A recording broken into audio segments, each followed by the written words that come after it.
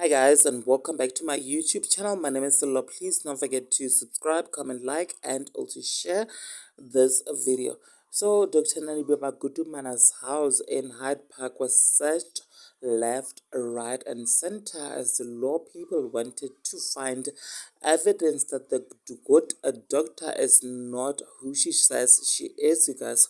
Dr. Nandipha has made her life become under a microscope and public scrutiny after she fled the country with her dangerous and scary lover, Tawabesa, to Tanzania, as it was reported and discovered that the two are dangerous criminals, you guys.